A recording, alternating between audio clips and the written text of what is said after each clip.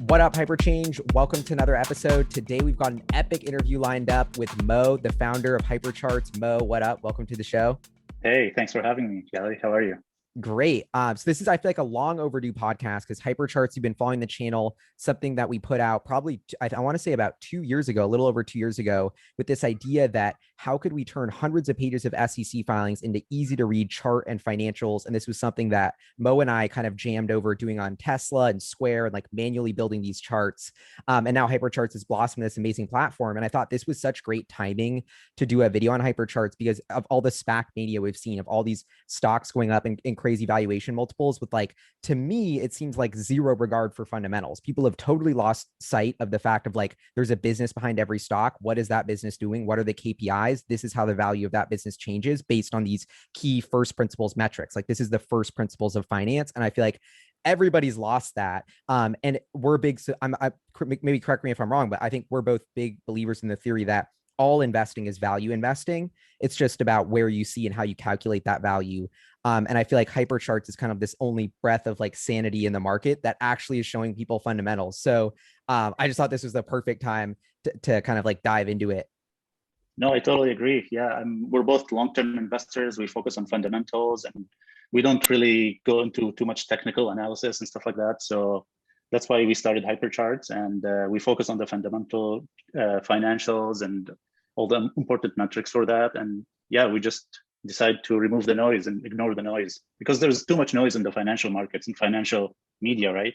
You go to Yahoo Finance, for example, and there is so much information. There is so many numbers, but what do you really care about? You know, if you're a long-term investor, maybe like less than 5% of all the information on the site. So that's why we created HyperCharts to just focus on the important information, remove the noise, and just give you a clear picture of how the company is doing quarter over quarter.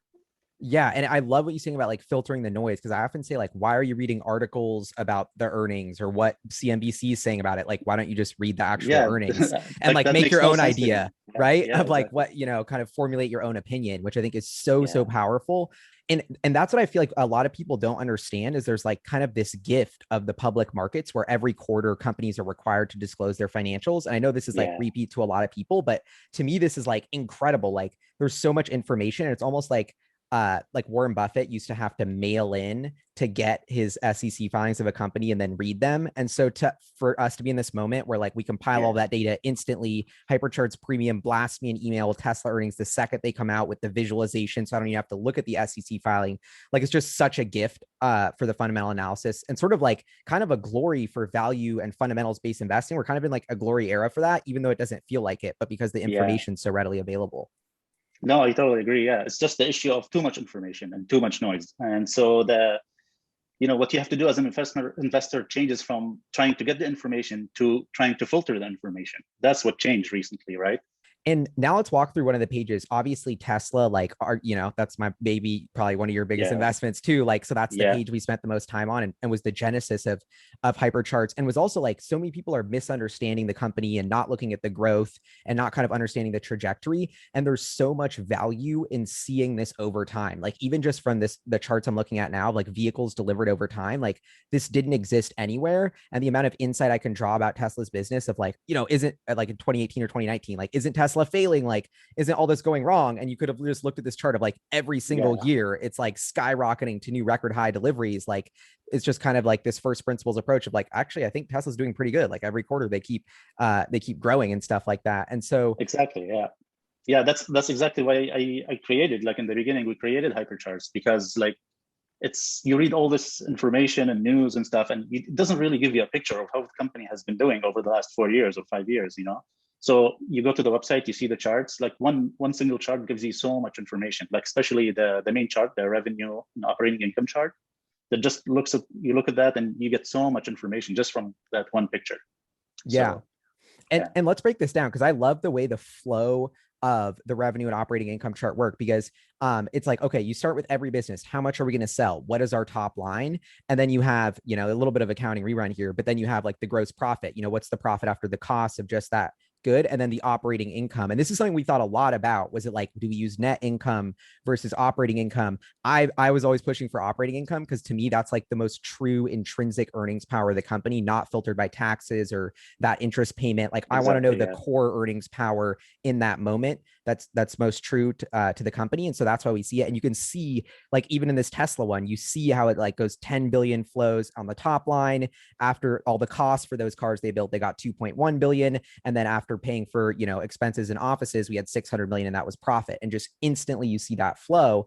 And I think it was, I don't know. I'm just such a big fan of that, and the way the cash flow thing works as well to show the capex as a negative, which I know took some finessing to do. But I'm also curious if maybe you could break us down on a lot of the companies go beyond this like main chart of revenue and operating income. Like that's like the backbone of every GAAP financial statement. But then we also have these sort of like KPIs that we Yeah. add. So Exactly. for like Square, it's Cash App monthly users. Tesla, it's vehicles delivered. So they're kind of unique things that the company is disclosing to us that we've decided to chart. And I feel like that was a big thing of HyperCharts too, was marrying this world of like the financial data, but also these key performance indicators, which kind of are tied into that and disclosed quarterly. Exactly. Yeah. Actually, that's one of the biggest reasons why I started this. Because before this was HyperCharts, like it used to be just a spreadsheet with Tesla financials when I created it. We like maybe 6 months before we actually incorporated the company and stuff. And the reason I created the spreadsheet was I just wanted to see Tesla's vehicle deliveries quarter over quarter, you know, for the last 5 years, and with their revenue and operating income. And that was not available anywhere, like nowhere. I looked so much, so everywhere, right? So I couldn't find it. So I just made a quick spreadsheet, put all the information, and created some charts in it, and just mostly for me in the beginning. But then later I started sharing it with some forums and stuff, and then I shared it with you, and then we went from there. But yeah, that's exactly the reason I started this, because you know, seeing the vehicle deliveries with the financials in the same flow, and like gives you a better picture of how the company is doing. Or in case of Square, seeing, you know, the GMV and the Cash App users with the financials also gives you some like correlations that you might not be able to see otherwise, you know. And most financial you know, media just gives you focuses on the financials. So like if you go to Yahoo Finance, you won't see any like specific business metrics, right? You'll have to go to Tesla specific websites or, you know, forums or something to see that information. Yeah. So putting the two together is one of our biggest selling points. And the other thing is the integrity of the data. Like we spent so much time early on, like manually scraping this data and putting it in there, and like that, Yeah. because you look at these services like Cap IQ and stuff, and they're like, you can pay a ton of money for access to the SEC data, and then we go into the cash Yeah. flow data for Q3, and why is it the 9-month number? Oh, because the SEC filing only displays a 9-month number, and their code just Right. pulls that, and it's all their cash flow data is wrong for every company, and you're like, and I'm like, we're like, no, like this has to be right. That's the whole point. Yeah. Like these are the facts. So I know HyperCharts, like we started with 2 companies, which is, or guess it was Tesla and then Square. And then when we launched, there was like 5, right? Like When we launched, it Apple, was 5. Google, Yeah, but Amazon. exactly. And now there's over 200, which is incredible. Like you crushed it.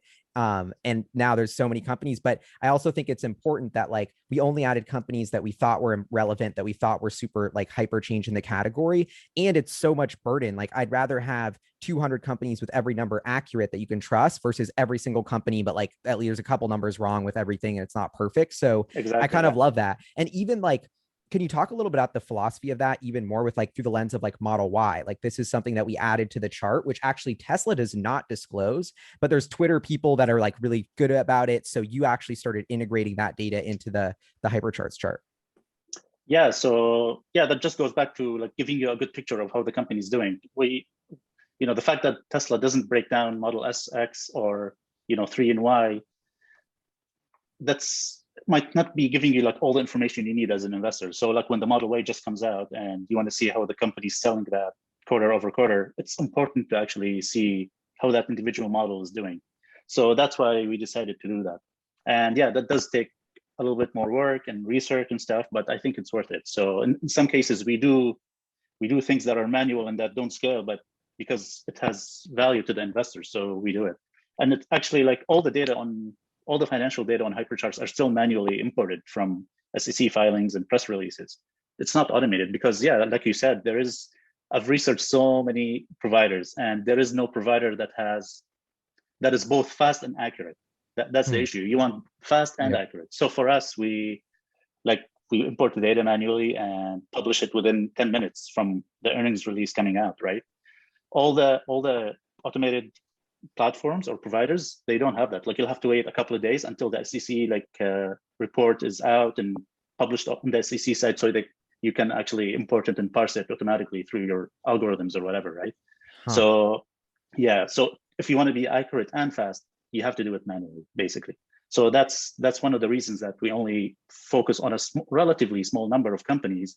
Like, we only have 200 out of the 5,000 companies on the US stock market, but we try to focus on the companies that are relevant to growth investors and long-term investors. And we keep adding new companies based on requests. And it's amazing how a chart, it's almost like a chart. They say a picture is worth 1,000 words. It's almost like a chart is worth 1,000 numbers. Like, before HyperCharts existed, like you were saying, it was a manual process. Like, for my videos, it was like, okay, I want to break down energy revenue with automotive revenue for Tesla. Like, I got to I got to pull those numbers. I got to create every single one of those charts, because just for the idea, so my brain could see it as a picture, because I think I'm a visual learner, and I think so many people are. Like, who wants to see? Everyone, It's like everyone is. Like, have you seen the SEC filing? It's like it gives you stress just looking at it, because it looks like a legal document. Like, it's not fun. But HyperCharts is so fun, and I love the clickable removing thing. Like, that's just removing one segments, of my it's just so such a good feedback. Like, I'll show people now with but so for me, it's kind of unlocking this amazingly beautiful thing. And I almost wish it was more ubiquitous. Like, I know HyperCharts is the API to let people sort of integrate this data, but I wish it was more ubiquitous. And I'm kind of I don't have a good answer for why people don't care about fundamentals, or it seems like less and less they do. But I don't know, what's kind of your take on that? Like, how do we educate people from this sort of SPAC? Like, I just want to buy something to get money because it's a meme stock, versus there's a business, let's do fundamental analysis. Like, why are we so disconnected from that? Yeah, that's a tough one. I'm not sure. I think over the last 5 years, a lot of new investing apps and platforms like Robinhood made it so easy for people to invest, that the barrier to entry is so low now that pretty much anyone can do it, right? So when you bring so many new people to it, a lot of them are not experienced, or don't really know what investing is, right? So they think that you're just supposed to buy something, and if people hype it up and you make money, that's what investing is, right? So it's just, so many people are so new to it that they haven't really learned what long-term investing is, or how to do fundamental research, how to do that, or so it's just about educating them, and through your channel, for example, and just trying to explain the process of how you assess companies and how you research your investments. But I don't have a good answer for why so many people don't focus on fundamentals. That is the question. Yeah. And it's almost I think we're in a little bit of a bubble, and I think it's already kind of coming down, and that'll self-correct. And it's beautiful to see these new traders have to get their battle scars. That's what I think. It's dude, the reason why I'm paranoid about outstanding share count, which is one of my favorite charts on HyperCharts, is because I've been burned by so many small companies promising growth, promising this. And all you had to do was look at the amount of shares they had every quarter, and they were printing an insane amount. That's one of my favorite charts on HyperCharts, outstanding share count over time. That's really hard data to get. That's that in 2 seconds, you can get your pulse on the sort of fiscal responsibility of a management team instantly. And Tesla's share count, it's it's actually going up quite a bit. It's probably doubled or tripled since their IPO, but revenue's up 300x. So that's very fair dilution. But then you see other companies where it's you're growing at 20%, but your share count's going at 30%. We're losing. We're drowning here slowly. Yeah, or you're growing your price, but then your share count is going down, and you're buying back your shares. And that chart tells you exactly how much the company is buying back. Even the slope Apple. of that Apple, and the slope of the chart tells you a lot. If it's just a little down or a lot down, right? So that chart gives you a lot of information. Right? If you were to say, okay, Apple share count's decreasing, it went from 4.4 billion to 4.2 billion. That's a, what is it, 10%, 5% number. And then, okay, is that better than the 7% number last time? But then if you look at the slope of that line, like you're saying, all of that data is instantly understood by your brain. So it's almost such an incredible, Like it's okay, this is kind of a whack analogy, but it's like, okay, we have the smartphone, which is like the data straw, right? You have to like go get your SEC filing, you have to pull every number manually. It's like the most tedious, slow process, and HyperCharts, Neuralink in it. Like obviously we're biased, but it's like bam, like Yeah. all the data is right there, and I understood it instantly. Like the No, data it's true. flow It's true. Yeah, like is incredible. seeing the And charts without like even not looking at the actual numbers and just seeing the charts and like the growth of the bars, from quarter to quarter tells you so much. Even ignoring all the actual numbers. yeah. And it's funny because Yeah, I feel like we're such nerds that we love this so much. And I know like sometimes I look on the back end of HyperCharts. I'm pretty still sure you and me are still like the number one users in terms of like charts yeah. looked at. Oh Like yeah, by far. Yeah, which is like makes me so happy because we built like it for ourselves and we are like obsessive power users. Like I pay premium for HyperCharts premium. And I'm like I love it as a customer because this is just what I always wish existed. And I think it's so like what I kind of wanted to hone in on this episode, I got distracted, was my process of like the first time I hear about a stock, I'm instantly going to HyperCharts. Nothing else matters. And I think whether you're HyperCharts or not, the first thing you do when you hear about a company is not even look at the share price, go to the financials, think about the company, think about the growth, think about the intrinsic earnings and cash flow, and put a number on it. Say Airbnb, I want to buy, I think this is worth 90 billion. I'm buying it under 90 billion. Then check the stock price and see yeah. what the valuation is, and then make your decision. Like people are going backwards from that. So I don't know what's throughout actually this is a good time to drop one of my favorite companies, Airbnb. So I think Yeah. Airbnb is it's the first stock I probably bought in a year, and I just bought a little bit. I sold my Spotify out of my and you can even go to the compare mode to see like Spotify gross profit gross for Square. Square was crushing it. So I was like, I kind of want to buy Square. I'm thinking of selling Spotify. Then I got on the Airbnb earnings call and I heard how pumped they were about the return of travel. And then I'm like, oh my God, they're on HyperCharts. I got to check this out. So what am I learning on HyperCharts is if you go back to Q3 2018, first of all, it's a super cyclical business, right? Like travel cyclical. You can see it in the summer months. It peaks in Q2 and Q3, really easy to spot that trend.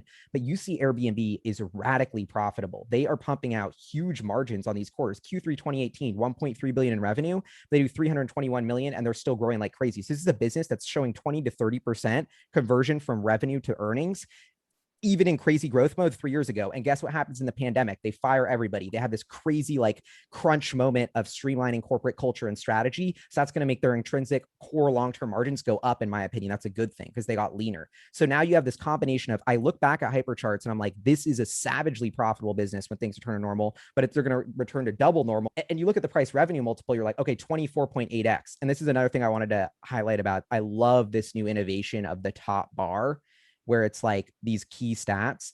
Key metrics. Yeah. Key metrics. Yeah. And the 24.8 revenue multiple looks insane. But first of all, you're like, this is a savagely profitable company, so it should trade at a really high revenue multiple. And you look at that 24.8x and it's including this 334 million Q2, which was in the middle of Rona, which was like their worst quarter ever. So now we're going to have one crazy comp after the next, and that trailing revenue multiple is going to contract instantly because this business is at like a 6 billion revenue, 7 billion real revenue run rate, even though the TTM's 3.4. So it's even like I'm kind of getting ahead of the curve of seeing how the HyperCharts is going to unfold and being like, oh my God, this is about to look like the most profitable, dopest growing company ever. And the last thing I wanted to mention about this Airbnb page, what I thought was super interesting, was like, okay, how fast were they growing pre-pandemic? I thought it would be really interesting to see, to kind of, because I don't know, Airbnb, like we didn't know their growth. They were private. We didn't have access to their financials. You assume it's fast growing. And I thought it was kind of interesting that their revenue growth was like 30, 31% super consistently pre-Rona, which is a little bit slower than I thought. But I don't know. I thought that was a really interesting thing. So when it gets back to normalization, I expect Airbnb to return to like around that 25 to 30% growth unless experiences really take off. And that was just one layer more of insight. So within like 5 minutes of looking at this page, it saved me hours of going through all their SEC filings. I can click overview. I can go right to the investor page, get that, looking at that shareholder letter for more depth. So it was just so cool. But I'm getting a little sidetracked. I'm curious. By the way, one thing related to Airbnb is we had their financials on the site even before they IPO'd because the fact that we do this process manually allows us to actually enter all the data before the company goes public. So that's another advantage of the way we do it. So the popular companies that send register with the SEC with their S1 filing, we can actually go through that filing and extract all the information and put it on the site. So the investors can actually see this information and decide if they want to go on IPO day or not, So And like That's another advantage Coinbase, there. I think Yeah. WeWork, you've been doing this, maybe even Palantir, like all the dope new IPOs, Haus, lots of companies. Yeah. which has been so, that's actually one of my favorite features because that's always what you do when you get the S1 is run to check out what's up with it. So for them to be on Exactly. HyperCharts is like, and so tell us about this top bar because this seems like a very simple innovation, but I'm sure you thought a ton about it. And it's as just a user of HyperCharts, like it popped up and I've been loving it. It just sums up even more. It's like a HyperCharts of HyperCharts almost. Like, Yeah, like it's a super condensed financial information for the company. Like three numbers give you so much information. Trailing 12-month revenue, revenue multiple or the PS ratio, and revenue growth year over year for the most recent quarter. So the revenue makes sense because it's the revenue and you want to see how much revenue they made over the last year. But the reason I focus on the revenue multiple, revenue multiple is one of the main charts on the financial charts page.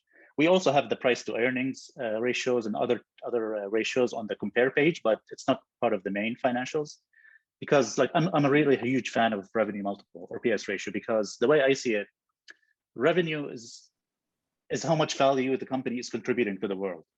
And then your valuation is how much the world is valuing you, right? So that ratio applies to all companies.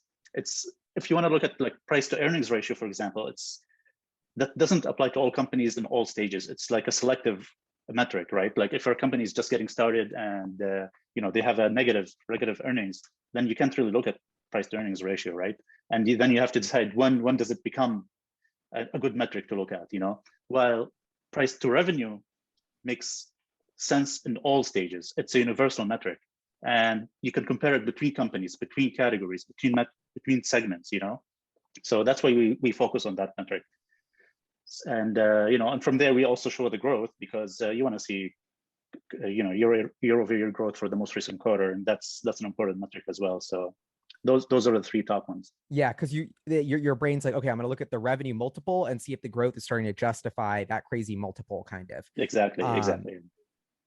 Dude, what you said there in the beginning about revenue being the value you contribute to the world, like that's such a genius way of summing it all up. It's like it doesn't matter how much profit you're making on the back end of that. That's your thing to figure out, exactly. right? That's like an internal metric. Yeah, exactly. That's an internal metric between you and your employers and your investors. The world doesn't really care if you're profitable or not.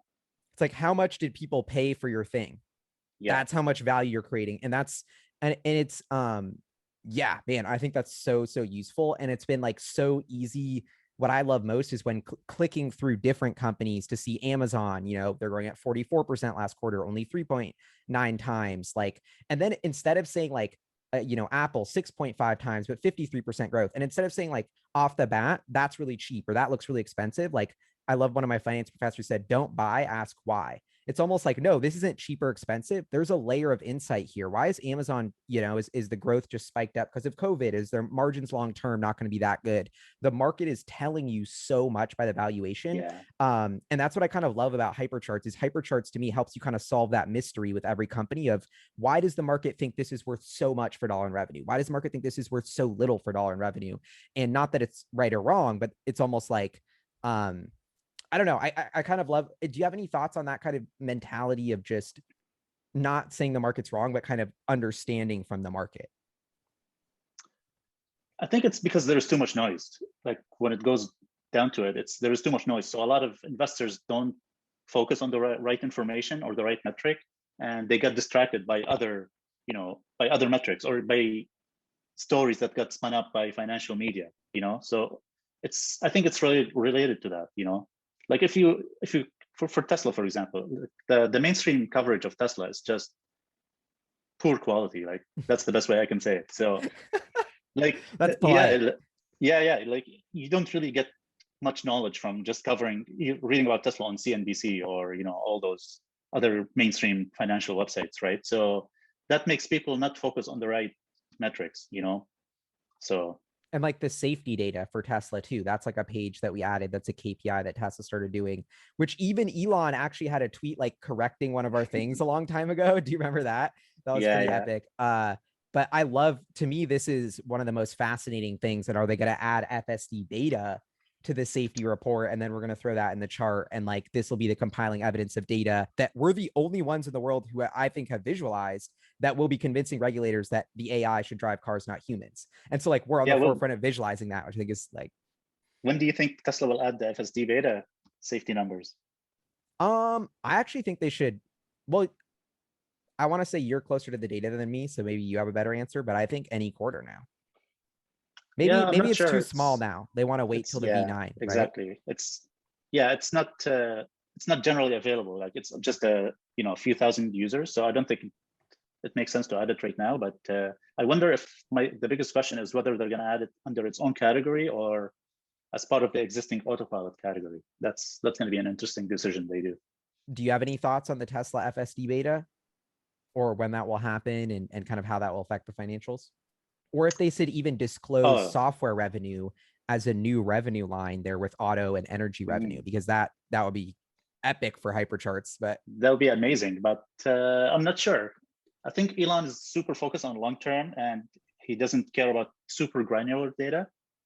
So I'm not sure if they'll break it out into its own segment. But at some point, like if they, in 5 years, if they have their FSD fully out and like they actually have autonomous taxis, fully autonomous, running around, and they're making so much money from it, at some point they would have to break that out, I assume. But I don't think that'll happen anytime soon.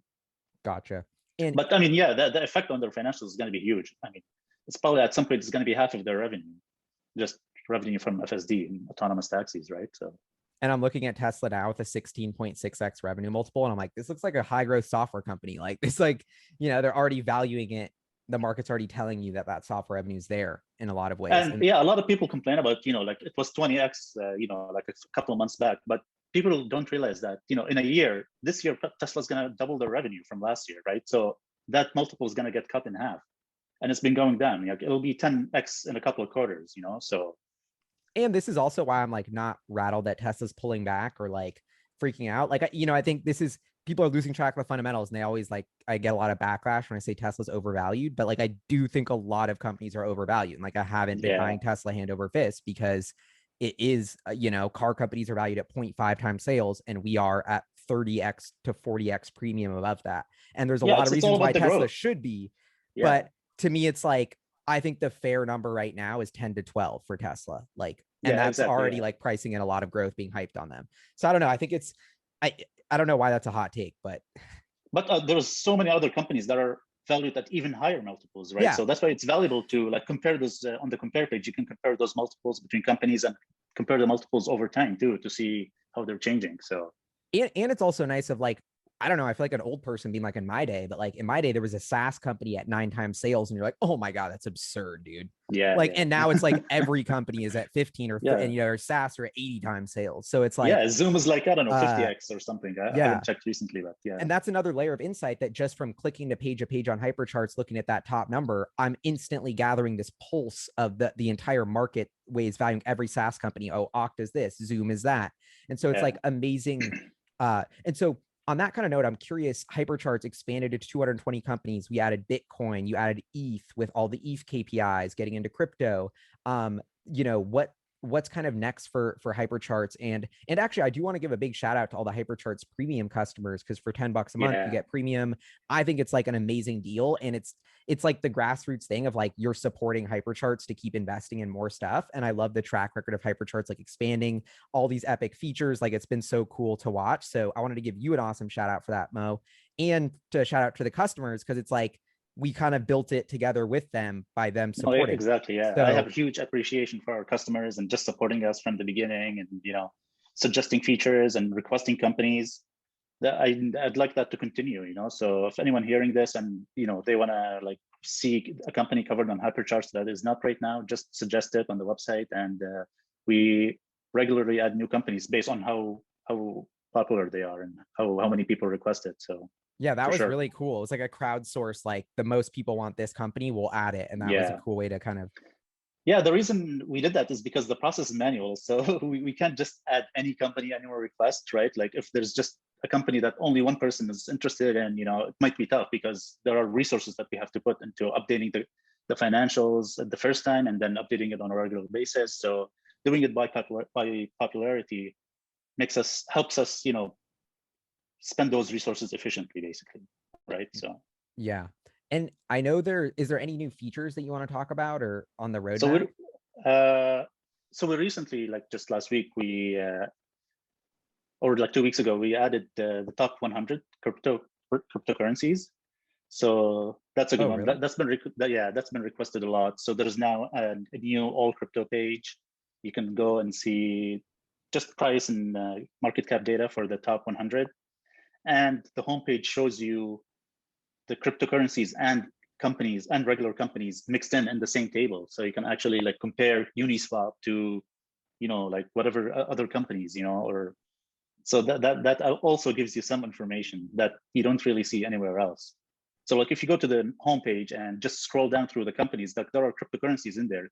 It's all sorted based on market cap, and you can actually compare companies to cryptocurrencies, which Wow. is kind of interesting. Yeah. Dude, I love I'm like I didn't even realize this, but I'm checking out it now and it looks so cool. And I love how the world of stocks and crypto merging. That's why HyperCharts is so dope. It's like this is finance. Screw the rules that these are different assets. Like these are merging. They're kind of Yeah. competing. Bitcoin's going to eat the banks. And on that note, you're a coder. So what's your quick take on Bitcoin, ETH? Are you long both of those? You got any Doge? We're gonna open a can of worms. Yeah. So I've been following crypto for like a few years, and I'm bullish on Bitcoin. I've been bullish from for a few years back now, but I've recently been digging more and more into Ethereum and learning more about it and learning more about the scaling solutions, because that's Ethereum's biggest problem, scaling, right? There is so much demand for the network that a lot of people can't use it. The fees are too high, and like Ethereum gets a lot of criticism fairly that the fees are too high, which is true, but so many people see it as such a negative thing, but it's actually positive. That means the network is so good at what it does that there are so many people that want to use it, and that's why the fees are high. If there were no people that want to use it, the fees would be super low, like Cardano.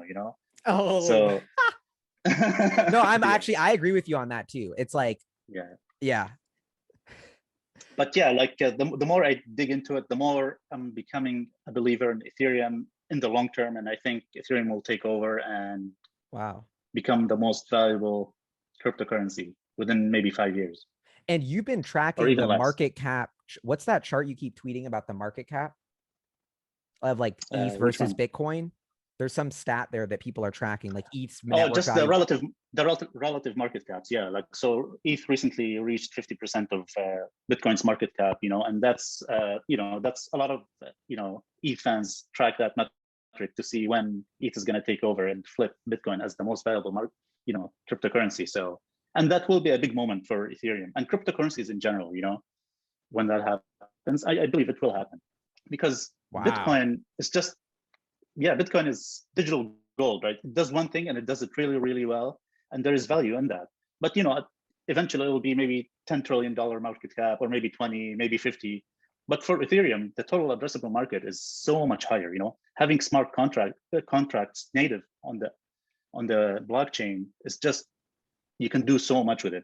It's like 10 times the addressable market. Like Yeah. I could totally see a world, in 10 years where Bitcoin is, 50, 20 trillion or 50, and, Ethereum is 10 times that. So, Mind blown. And it's like I once heard that Ethereum was kind of the limit of Ethereum was like it was a bet on like human creativity. Like how creative can we be with this technology? It's like exactly. unlimited. And I love ideas like that where it's just like And and so it's not big just and finance, like people talk about the store of value and all of that for Bitcoin, but sure.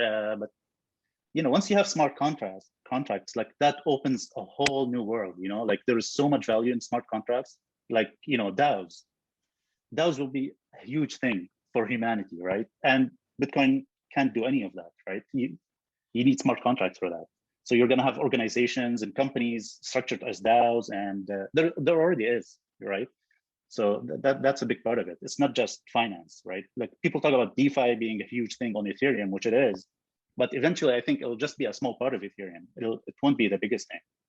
yeah. And like what Gary Vee's doing and what artists like Grimes are doing Yeah, with the NFT NFTs. Yeah, world, yeah, like yeah, for like sure. as NFTs right now it's just for art and stuff and collectibles and things like that. But eventually it'll expand to like cover real world assets. You're gonna have real estate as NFTs and like other things as NFTs. So, and you can't do any of that on the native Bitcoin, the layer 1 Bitcoin. Like there are attempts to do that as on layer 2 for Bitcoin, but I don't know. I think it has to be the layer 1 has to have native smart contract support. That's my theory, and that's why I think Ethereum will, capture a lot of that value. Eventually it won't just be one blockchain that's winning, right? There will be like 3 to 5, just like tech companies right now. Yep. And they'll be specialized in doing different things. But I think Ethereum has the best opportunity to do the most. And what's your opinion on Doge? I don't really have a strong opinion on it. It's a meme. It's funny. But yeah, Is it because I have a keep going. But I was gonna say that was the case. But now that Elon is getting involved in it, that changes things, or might change things, because depending on how much effort he puts into it and really tries to push it, like it could go a little bit more mainstream and become like an actual medium of exchange, like people would start paying with it. So that could happen. It could be, a successful blockchain that people use to actually pay for stuff. And I love your open-mindedness there, because I think that's I think this whole Doge debate, yes, it's a meme and it's a joke, but that's an amazing part of its brand value. But there's a lot of first principles reasons why Elon likes it. Like just the brand value is one, but the fact that nobody's contributed code. So maybe it's kind of an abandoned project waiting for someone to pick it up, easier to push a new change from a governance perspective than something like Bitcoin or ETH, to optimize it for a use case that he would want, which is that whole ARK Invest idea. I know you're huge on ARK Invest, that energy assets of today are Bitcoin miners of tomorrow, this proof of work system as the unique energy buyer. And Doge, I believe, was a spinoff of Litecoin. So it's like some sort of proof of work that would be easier to do on a smaller scale. So you think about putting that to the Powerwall to decentralize energy and like letting people use their excess energy to mine stuff. So I don't know where you're at on that theory, but I think there's a lot of like real game-changing potential there, right? Yeah, as far as the energy is, I think that is a factor that will be a factor in the near term. But I think long term, like 10 years plus, I think proof of work, that's just me. Like this is not just my opinion right now, but I don't think proof of work will last too long. I think, other consensus mechanisms will overtake it, like proof of stake and other consensus mechanisms. Because even if it's all renewable energy, even if that was the case, you're still spending all that energy to secure the network, right? But if there was an opportunity to secure the network with the same security, but with much 10th or even 1% of the energy, why would you not do it? We're still open on that, but I think that is a factor. Yeah, and the question is, can that be done? Because it's like, well, if there's 1/10 as much energy and we're all staking ETH, then it's like, well, isn't this moving to a more centralized system where all major players are controlling these pools, which is kind of the opposite of crypto? There's like a lot of weird theories or is that not going to? In my opinion, I don't think that is the case. That a lot of people say proof of stake is more centralized. I don't think that's the case. Okay. I don't think one of them is more centralized than the other. I think how the game theory plays out matters. So in case of Bitcoin, like there's already mining pools that are, covered like 70% of the hashing rate, right? Big mining pools. So it's already kind of centralized. You know what I mean? So yes, in proof of stake, you can have, like staking pools that are also covering 50% of the hashing rate, but I don't think that matters. And I think the way Ethereum is doing it, like they're really focusing on allowing anyone to run a node and do proof of stake from a laptop, right? This is one of the biggest things that people don't pay attention to on Ethereum. Like the ease of running a node is a big thing in Ethereum and for Ethereum developers, right? So they're really focused on that, and they want to make sure that anyone can run a node, because that really helps decentralization.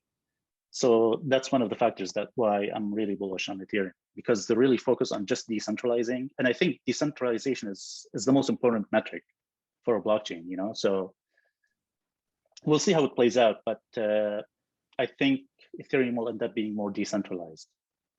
Wow, dude, I'm so happy we got on this crypto tangent. Honestly, I love your I it's kind of weird. Like, and it's very nuanced. That's the thing. It's like a lot of people just say, okay, proof of work is this or proof of stake is this, but you can't generalize. Like you have to look at the specifics of how it's implemented, how the nodes are implemented. Like you can make a proof of stake system that is completely centralized. you can make a proof of work system that is also completely centralized. You know what I mean?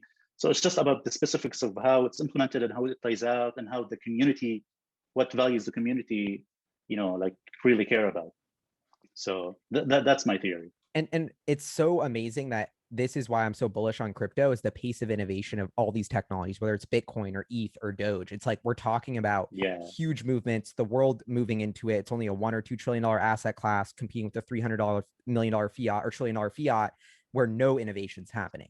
So it's like that Elon Musk principle of pace of innovation. Like, I don't know which crypto it is, but I know all the smartest people I know are building new stuff in crypto. None are building new dollars or whatever, so it's like, that's what gets me so hyped about this, is I feel like we kind of have crossed the chasm, and it's just inevitably in people's mind, like they don't even take for granted that crypto is real money, that it's a thing, that it's here to stay, but we all know it is. And so now it's a question of, like, we kind of went 0 to 1. Let's go to this next. And all these are all good problems to have. The energy usage of Bitcoin's too high because it was this weird experiment that now moves billions of dollars and is worth $1 trillion. Like, Ethereum has 2 million people wanting to transact, or 2 million transactions a day almost. And that's why the network got clogged. Like, these are great problems to have that we're focused on to build the truly game-changing potential of the kind of technology.